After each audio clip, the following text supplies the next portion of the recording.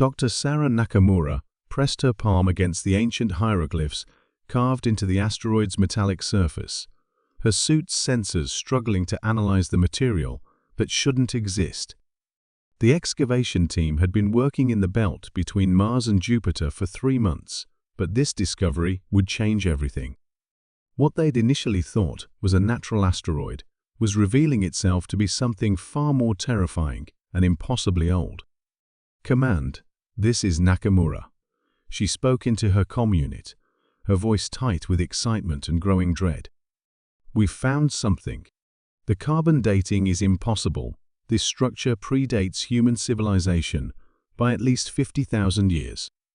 Static crackled before Admiral Chen's voice responded from the research vessel Prometheus. "Define structure, Doctor." Sarah floated backward from the massive wall, her helmet lights illuminating symbols that seemed to shift and writhe in the darkness. "It's a weapon, sir. A weapon the size of a small moon, and it's not dead. Internal scans show massive energy signatures deep within the core. Whatever built this, they built it to kill stars." 3 days later, the revelation had sent shockwaves through the United Earth Coalition. In the sterile briefing room aboard Prometheus, Sarah stood before a holographic assembly of Earth's most powerful leaders. The 3D projection of the artifact rotated slowly between them, its true scale becoming apparent 12 kilometers of obsidian black metal, twisted into impossible geometries. "The weapon appears to be of human origin," Sarah continued, ignoring the gasps from the assembled officials. "But not from any human civilization we know. Genetic markers in the biolocks suggest our species had a previous technological peak, one that we've forgotten entirely." President Martinez leaned forward in his projection. "You're suggesting ancient humans built a star killer." "More than that," Sarah replied, manipulating the hologram to show the weapon's interior. "I'm suggesting they used it. Spectral analysis of nearby systems shows evidence of artificial stellar collapse dating back 50,000 years. Someone our ancestors fought a war that required destroying entire solar systems." Admiral Chen's weathered face was grim. "And now it's waking up." Sarah nodded reluctantly. "The approach of our ships triggered something. Ancient proximity sensors, maybe. The weapon is beginning an automated startup sequence that our best programmers can't halt. At current rate of energy buildup, it will reach critical activation in 72 hours. In the depths of the ancient weapon, systems that had slumbered for millennia stirred to life. Quantum processors, built from crystallized spacetime, began calculating firing solutions, while massive gravitational field generators drew power from the vacuum itself. The weapon had been designed by a version of humanity that had faced extinction and chosen to burn the galaxy rather than surrender.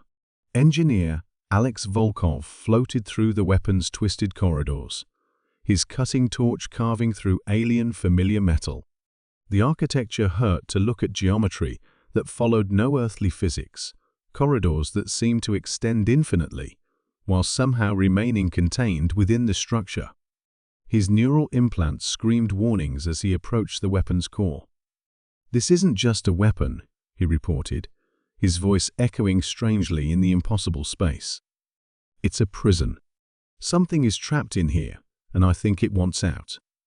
Through the transparent walls of the core chamber, something massive moved in the darkness. Not machine, not quite alive, but something that had been bound to serve as the weapon's targeting intelligence. Alex's enhanced vision caught glimpses of writhing shadows, of eyes like collapsed stars, of geometries that existed in dimensions his mind couldn't process. "Get out of there, Volkov." Sarah's voice crackled through the comm. "Energy readings are spiking." But Alex couldn't move. The thing in the core had noticed him, and suddenly his mind was flooded with visions, images of the ancient war that had consumed a galaxy. He saw the original humans, not the peaceful explorers they'd become, but a warrior species that had fought things from between the stars. He saw solar systems burning, planets cracking like eggs, and the final desperate measure of binding stellar demons to serve as weapons. "It's not targeting random stars," Alex whispered, his voice filled with growing horror. "It's targeting inhabited systems. All of them. Every world with sapient life." The weapon's activation could no longer be stopped. In the control center of Prometheus, alarms shrieked as gravitational waves began rippling outward from the ancient artifact. Stars throughout the local cluster flickered as the weapon's targeting sensors swept across them, cataloging every world that harbored intelligent life. Sarah stared at the readings in disbelief. It's not just going to destroy one star. It's going to chain react through every inhabited system in a 50-light-year radius. Billions of civilizations, including Earth, Admiral Chen added grimly. Our star is third on the target list. The ancient weapon began to rotate, its impossible geometry aligning with stellar coordinates calculated eons ago. Deep within its core, the bound entity that served as its intelligence screamed with hunger and anticipation. For 50,000 years, it had waited for the chance to complete its creator's final directive: cleanse the galaxy of all competing intelligence. "There has to be a way to stop it," President Martinez's projection declared. "Our ancestors built it. There must be a shutdown command." Alex's voice, still emanating from deep within the weapon, carried a note of terrible understanding. "There is, but it requires a willing pilot to merge with the targeting system, to bind themselves to the weapon's core like the thing that's already in there. Someone has to take control from the inside." Sarah felt her blood turn to ice. "Alex, don't you dare." "It's too late," he replied, his voice already changing as alien technology interfaced with his neural implants. "I can see everything now. The war never ended, it just paused. This weapon was meant to fire when humanity was ready to face the consequences of using it." Through the ship's sensors, they watched as Alex's life signs merged with the weapon's core systems. The ancient entity fought him, its rage at being supplanted echoing across dimensions. But Alex held firm. Slowly, painfully, he began to assert control over the Starkiller. "I can redirect it," he said, his voice now carrying harmonics that hurt to hear. "But the energy has to go somewhere. The weapon can't be shut down, only aimed." Sarah understood immediately. The dimensional rift. Aim it at the space between realities. "That's the plan," Alex confirmed. "But once I fire, the weapon will consume itself and everything within 10,000 kilometers, including this fleet." Admiral Chen was already giving evacuation orders. As the fleet's ships began their desperate flight away from the ancient weapon, Sarah watched the readings with professional fascination and personal horror. Alex was becoming something no longer entirely human, merging with technologies that operated on principles beyond current understanding. The Starkiller weapon completed its rotation and fired. Reality tore open like fabric, revealing the void between dimensions.